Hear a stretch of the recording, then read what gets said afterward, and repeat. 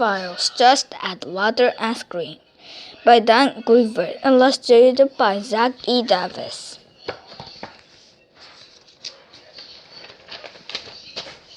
By Dan Greenberg, illustrated by Zack E. Davis. Chapter 1.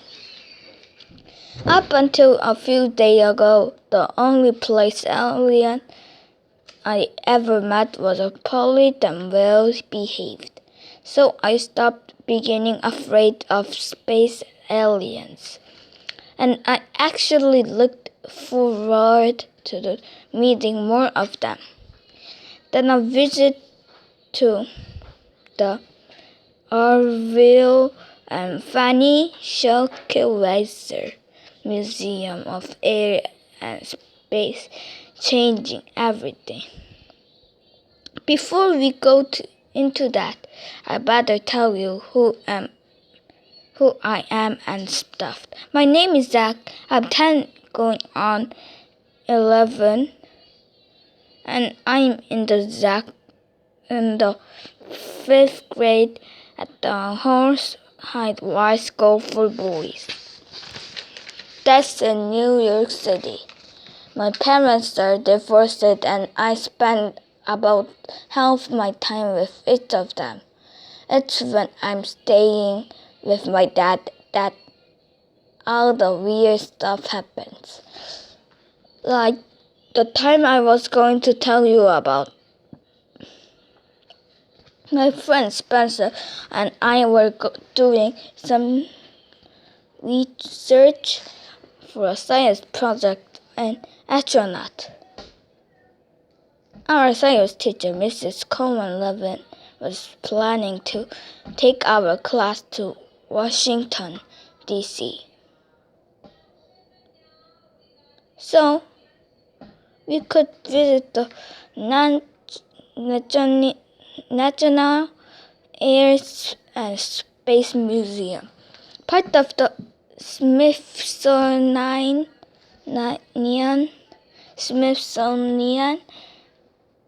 Institution. But that wasn't for another month or so. In the meantime, one Saturday, Spencer and I decided to start our research at museum in New York City, New York.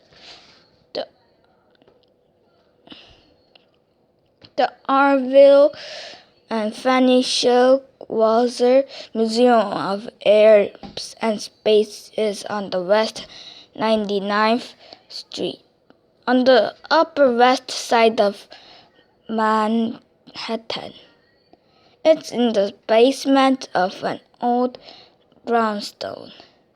In the apartment of Orville and Fanny Shulkeweiser, Mr. Shulkeweiser was the former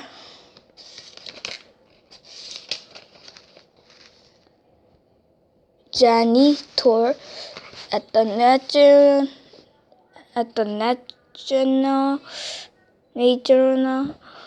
Air and Space Museum in Washington.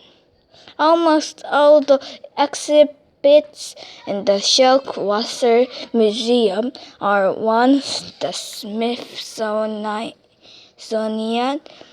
in Washington didn't want. For example, they have used Apollo astronaut handkerchiefs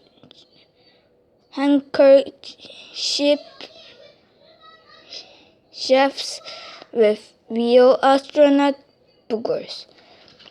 They have discarded Russian cosmonaut underpants from the Soyuz space station. The Smithsonian Air and Space Museum in Washington has a machinery space capsule that came back from outer space. The shield water has mastery from Brooklyn astronaut their thermometer. The Smithsonian has the actual centrifuge machine that rears astronaut trainees around and around until they vomit. The selector has a bucket of actual astronaut trainee vomit. The Smithsonian has suit worn by Neil Armstrong when he walked on the moon. The select water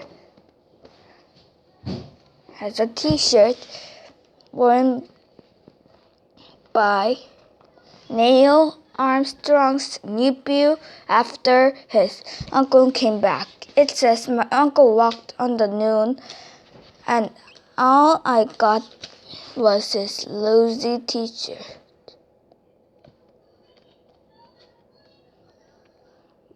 Spencer and I were kind of disappointed in the Shelter Water Museum, but we didn't want to hurt feelings of Mr. and Mrs. Sheltwater. "So how do you like it?" asked Mrs. Sheltwater. She was about 4.5 feet tall and about 4.5 feet wide. "I liked it a lot," I said. "What did you like in particular?" asked Mr. Sheltwater. He was about 6'7" and about 2 feet high. He had an Adam apple the size of a nectarine. The Apollo handkerchiefs would have to buy my favorites, I said. "Oh, those are real honeys," he said. "By the way, those are genuine astronaut boogers. Did you know that?" "Yes, I did," I said. "That's what the sign said." He turned to Spencer. "And you, son?" he said. "What was your favorite?" "I guess mine would have to be the cosmonaut underpants," said Spencer. "Aren't they beauties?" said Mr. Sheltwater. "They're made out of fur. Because of the cold winters they have in Russia and in space, of course." "Well, we'd better be on our way," I said. "We don't want to miss our subway." "Don't the subways are pretty much run on right after other?" asked Mrs. Sheltwater. "Pretty much," I said. "Then before you go, you have time to stock in our lovely gift shop," said Mrs. Sheltwater. I looked at Spencer. He shrugged. I really didn't have the heart to say no to her. "Sure," I said. The Sheltwater Air and Space Museum gift shop wasn't any better than the museum. Spencer bought a T-shirt that said, "My uncle went to the Orville and Fanny Shellackwasser Air and Space Museum." And all I got was this lousy T-shirt. I bought some foil packets and freeze-dried astronauts food, some sausage and pepperoni pizza, some strawberry ice cream, some s'mores. At least I thought that was what I brought. What I actually bought almost ended life on Earth as we know it.